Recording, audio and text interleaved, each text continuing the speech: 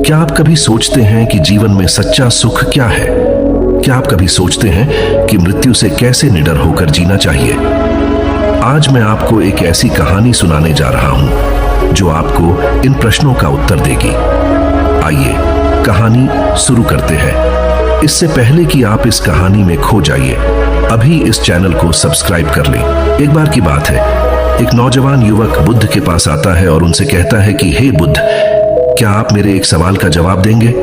बुद्ध ने मुस्कुराते हुए कहा कि पूछो, क्या पूछना है? इसके बाद उस युवक ने कहा कि हे बुद्ध, मेरी उम्र अभी बहुत ज्यादा नहीं है, लेकिन मैं बहुत परेशान रहता हूँ, बहुत दुखी रहता हूँ। मैं आपसे यह जानना चाहता हूँ कि मेरे जीवन में अभी से इतनी दुख है, तो मेरी जिंदगी तो अभी बहुत बाकी है। क्या मेरे जीवन में दुख बढ़ते ही रहेंगे कि इन दुखों से छुटकारा पाने का कोई रास्ता नहीं है? यह सुनकर बुद्ध कहते हैं कि कहाँ है तुम्हारे दुख, मुझे तो दिखाई नहीं दे रहे। यह सुनकर वह युवक कहता है कि यह बुद्ध दुख तो मेरे अंदर है, मेरे भीतर है, वह आपको कैसे दिखाई देंगे? यह सुनकर बुद्ध उसी वक्त से पूछते हैं कि क्या तुम्हें अपने दुख दिखाई देते हैं? वो युवक कहता है कि यहाँ बुद्ध मैं अपने दुखों को भली भांति देख कर रहा हूँ। तब बुद्ध ने पूछा कि दुखों का मूल क्या है? बुद्ध में और उस युवक में चर्चा चल ही रही होती है कि तभी एक भिक्षु दौड़कर वहां पर आता है। वह भिक्षु तथागत बुद्ध के कान में कुछ कहता है। इसके बाद बुद्ध उसी वक्त से कहते हैं कि चलो आज मैं तुम्हें जीवन का सत्य दिखाने के लिए एक जगह पर लेकर चलता हूं। वहां पर तुम्हें कुछ भी नहीं बोलना है, चुपचाप सारी बातें सुनते रहना है। इसके बाद तुम्हें अपने सारे प्रश्नों के उत्तर खुद ही मिल जाएंगे। यह कहकर वह युवक गौतम बुद्ध के पीछे पीछे चलने लगता है। कुछ दूर मिलने के बाद गौतम बुद्ध एक घर में प्रवेश करते हैं। घर में प्रवेश करने के बाद वो युवक और तथागत बुद्ध देखते हैं कि वहां पर बहुत सारे लोग खड़े हैं और बीच में चारपाई पर एक वृद्ध आदमी लेटा हुआ है। बुद्ध को देखते ही सभी लोगों ने उनके लिए रास्ते बनाई और बुद्ध उस आदमी के पास वहीं उसके चारपाई पर जाकर बैठ जाते हैं। वो युवक भी पास में ही बैठ जाता है। इसके बाद वृद्ध आदमी जो चारपाई पर लेटा हुआ था कहना शुरू करता है कि हे बुद्ध, मैं नहीं जानता कि मेरे जीवन में कितनी सांसें और बचे हैं। पता नहीं किस वक्त मुझे भगवान के घर से बुलावा जाए। मैं मरने से पहले अपने कुछ सवालों के जवाब आपसे जानना चाहता हूं। मुझे पता है कि उन सवालों के जवाब आप ही मुझे दे सकते हैं, इसीलिए मैंने आपको यहां पर बुलाया है। इसके बाद उस वृद्ध आदमी ने कहना शुरू किया कि ही बुद्ध, अपने आखिरी वक्त में मुझे अपने बचपन के दिन बहुत याद आ रहे हैं। मैं अपने बचपन के दिनों को याद करता हूं और सोचता हूं कि वो भी क्या दिन थे, ना कुछ पाने की फिक्र, ना कुछ खोने का गम। बचपन के उन दिनों को याद करके मेरी आंखों में आंसू आ जाते हैं। मुझे लगता है कि कितनी आजादी थी उस समय। मेरा मैन कितना खुला हुआ था, मन में कुछ भी पाने की इच्छा नहीं थी। जिस भी खेल में लग जाते थे उसी खेल में पूरे दिन लगे रहते थे। लेकिन कुछ समय बाद जैसे जैसे मैं बड़ा होने लगा, वैसे वैसे लोग मुझे जिंदगी की दौड़ में आगे निकलने के लिए कहने लगे। मेरे पिता अक्सर मुझसे कहा करते थे कि तुम पढ़ाई में अपने भाई जैसे क्यों नहीं हो, तुम दूसरे लोगों से पीछे क्यों रहते हो। ये सब सुनकर मेरा मन बहुत बेचैन रहने लगा। लोग मुझे बहुत ताने मारते थे क्योंकि ना तो मैं खेल में अच्छा था और ना ही पढ़ाई में अच्छा था। सब लोग मुझे किसी और की तरह बनने के लिए कहते थे और उन तानों से तंग आकर मैंने जीवन में कुछ हासिल करने का निश्चय किया। मैंने अपने आप से वादा किया कि मैं भी अपने भाई की तरह कामयाब इंसान बनूंगा और इसके लिए मैं दिन रात मेहनत करने में लग गया। शुरुआत में बहुत मुश्किल है, बहुत निराशा हाथ लगी, लेकिन मैंने हार नहीं मानी और मैंने खुद अपना व्यापार खड़ा कर लिया। उसके बाद मुझे कुछ पाने का एहसास हुआ। मुझे बहुत खुशी हुई क्योंकि जो लोग मुझे ताने देते थे वही लोग अब मेरे आगे पीछे घूमने लगे थे। कुछ वक्त बाद एक रईस बेटी के साथ मेरी शादी हो गई और उसके बाद मुझे लग रहा था जैसे मेरा जीवन स्वर्ग बन गया हो। कुछ साल बाद मुझे 2 बेटे प्राप्त हुए। दोनों बहुत ही सुंदर और हर्ष थे। अब मेरा मन मेरे बच्चों के लिए कुछ करने को उत्सुक हो गया। मैं और भी ज्यादा धन कमाने में लग गया और जल्द ही मैं अपने नगर का सबसे बड़ा व्यापारी बन गया। सब कुछ अच्छा चल रहा था, लेकिन अनहोनी को कौन टाल सकता है। एक दिन अचानक मेरी पत्नी मुझे छोड़कर चल गई। इससे मुझे बहुत गहरा सदमा पहुंचा।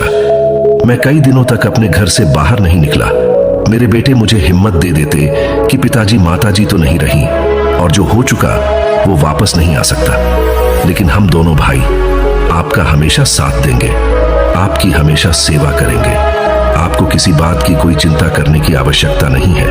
और धीरे धीरे मैंने भी अपने मन को समझा लिया कि अब तो मुझे अपने प्रिय पत्नी के बिना ही जीना पड़ेगा। इसीलिए मैंने अपना मन अपने बेटों के साथ जोड़ लिया। उनकी खुशी में ही मुझे खुशी होती थी, उनके दुख में ही मुझे दुख होता था। इसके बाद मैंने कहा कि ही बुद्ध जीवन चक्र में अक्सर मुझे महसूस होता था कि आखिर जीवन क्या है, जीवन को उसके गहराइयों में कैसे जाना जाए, ये कैसे जाना जाए कि मैं कौन हूं और मैं इस दुनिया में क्या करने के लिए आया हूं। ऐसे तमाम सवाल मेरे मन में उठते रहते थे। और मुझे आपके बारे में भी पता चला कि बुद्ध ऐसी ध्यान की प्रणालियों बताते हैं जिससे जीवन का मतलब समझा जा सकता है। लेकिन मैं हमेशा सोचता रहता था कि पहले मैं अपने जीवन से दुखों और परेशानियों को दूर कर देता हूं, उसके बाद ध्यान में मैं अपना पूरा मन लगाऊंगा। और यही सोच सोच कर मैं कभी ध्यान नहीं कर पाता था। धीरे धीरे वक्त भी तरह और आखिर में उम्र ढलने के बाद में बीमार पड़ गया। वैसे मेरे जीवन में कोई कमी नहीं रही। मेरे बेटों ने मेरा अच्छा साथ दिया, मैंने जीवन में बहुत कुछ हासिल भी किया। लेकिन अब मैं अपने जीवन में अगर पीछे मुड़कर देखता हूं तो मुझे एहसास होता है कि मेरे बचपन के दिन ही सबसे प्यारे दिन थे। तब उस आदमी ने बुद्ध से पूछा, मैं चंद मिनट का मेहमान हूं, ये मैं जानता हूं, लेकिन क्या कुछ ऐसा सूत्र मुझे बता सकते हैं जिससे कि मैं सुकून से मर सकूं, मेरे मन के सारे सवाल जवाब शांत हो जाएं और मैं जीवन का असली मतलब समझकर मर सकूं। यह सुनकर बुद्ध ने कहा कि हर इंसान को बचपन के दिन प्रिय क्यों होते हैं, क्योंकि उस समय उसे कोई भी चिंता ही नहीं रहती, वो आजाद होता है, उसके मन में कोई लालसा नहीं होती, जिस काम में भी लग जाता है उसी में मग्न हो जाता है। लेकिन जैसे जैसे इंसान की आयु बढ़ाने लगती है वैसे वैसे उसकी इच्छाएं, उसकी कामनाएं दिन ब दिन बढ़ती जाती हैं। और इसीलिए अक्सर इंसान भविष्य की तैयारी में लगा रहता है या फिर अतीत के बारे में सोचता रहता है और वह वर्तमान में जीना भूल जाता है।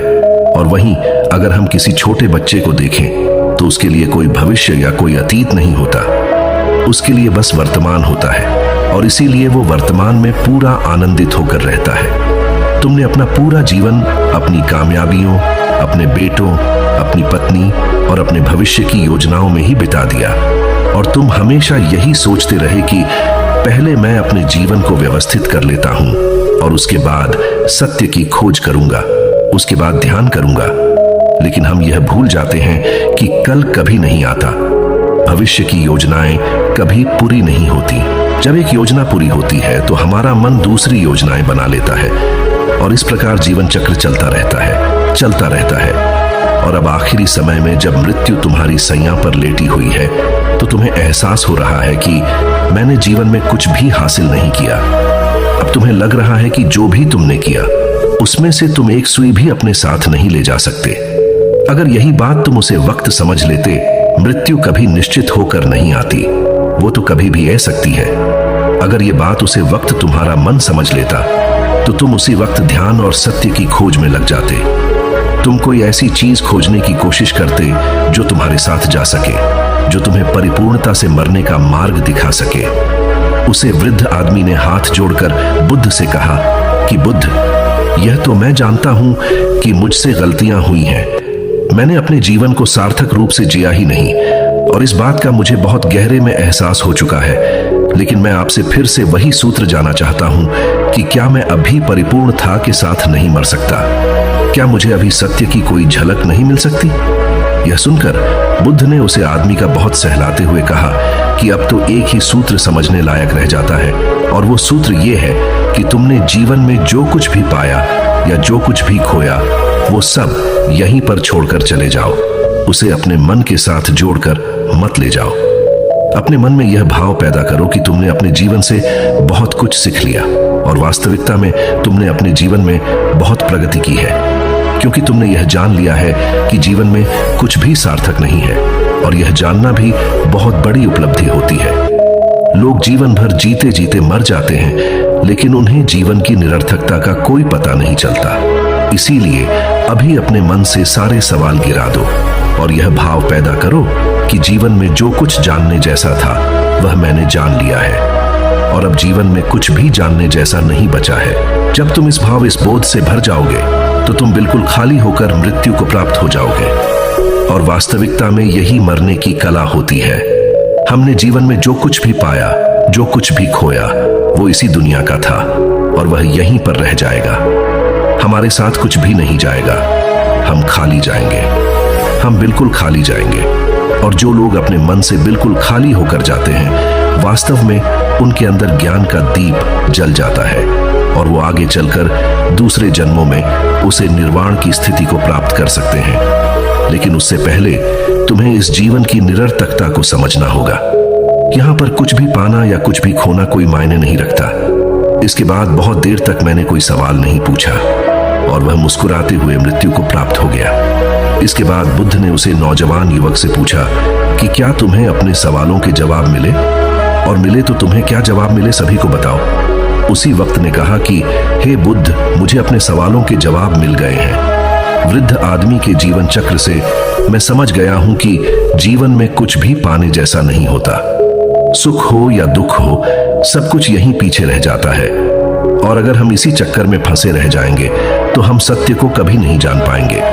इसीलिए जीवन में सुख और दुख तो चलते ही रहेंगे। इसके साथ साथ चलते हुए ही हमें सत्य की खोज करनी पड़ेगी। लेकिन बुद्ध, मेरे मन में अब भी एक सवाल बाकी है जिसका जवाब जानना सबके लिए बहुत ज्यादा जरूरी है। मेरा सवाल है कि मैं ध्यान की यात्रा करने के लिए बहुत प्रेरित हुआ हूं, लेकिन मुझे कोई मार्ग नहीं पता। ध्यान कैसे किया जाता है कि ध्यान की सभी प्रक्रियाएं तुम्हें होश में लाने के लिए ही बनी है, तुम्हें वर्तमान में लाने के लिए बनी है। अगर तुम किसी भी काम को पूरी उपस्थित के साथ, पूरे एकाग्र भाव से अपने आप को पूरा इकट्ठा करके कर सकते हो तो तुम ध्यान में ही होते हो। लेकिन हमारा ध्यान इधर उधर भटक रहता है। अपना कम करते करते वर्तमान में रहने के लिए मैं तुम्हें एक छोटी सी विधि बताता हूं, जिसके जरिए तुम अपना कम भी कर सकते हो और ध्यान को भी समझ सकते हो। जब भी तुम चलते फिरते हो, उठते बैठते हो, सिर्फ अपने सांसों पर ध्यान लगाना शुरू करो। सांस किस नाक से आ रही है, किस नाक से जा रही है, ना कि कौन से कोने से टकरा रही है। सिर्फ तुम उसके साक्षी भर हो जाओ, सिर्फ उसको देखते रहो। कुछ भी काम कर रहे हो, चल रहे हो, फिर खाना खा रहे हो, सिर्फ अपने सांस पर ध्यान लगाओ। और यह करते वक्त तुम्हें महसूस होगा कि तुम्हारा दिमाग, तुम्हारे विचार तुम्हें इधर उधर ले जाते हैं। लेकिन थोड़ी देर बाद तुम्हें फिर से होश आएगा कि तुम्हें अपनी सांसों पर ध्यान लगाना है और तुम्हारा ध्यान फिर से सांस ऑटोमेटिक जाएगा। और धीरे धीरे जब तुम अपने विचारों को देखने लगोगे तो तुम पाओगे कि विचार विलीन होने लगे हैं। तुम्हारे अंदर बस एक खाली मैदान बचा हुआ है। सारे सवाल जवाब विलीन हो चुके हैं। इसके बाद बुद्ध ने कहा कि सांसें जो होती हैं वो वर्तमान में चलती है, ना ही वो भविष्य में चलती है, ना ही अतीत में चलती है। वो वर्तमान होता है, वही वर्तमान स्थिति होती है। और जब तुम अपनी सांसों से जुड़ जाते हो तो तुम वर्तमान में ध्यान लगाना सीख जाते हो, क्योंकि सांसें जिन पर तुम ध्यान लगा रहे हो वो वर्तमान में चल रही होती है। इसके बाद धीरे धीरे कदम दर कदम तुम्हें ध्यान का खुद ही एहसास होने लगेगा। फिर तुम जो भी काम करोगे उसमें तुम्हारा पूरा चित्त लगा होगा।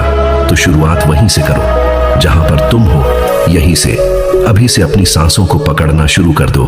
तो दोस्तों, कैसी लगी आपको यह कहानी? कमेंट सेक्शन में जरूर बताना, और अच्छी लगी तो इस चैनल को सब्सक्राइब करना मत भूलना। तो मिलते हैं अगले कहानी में, तब तक के लिए अपना ख्याल रखें।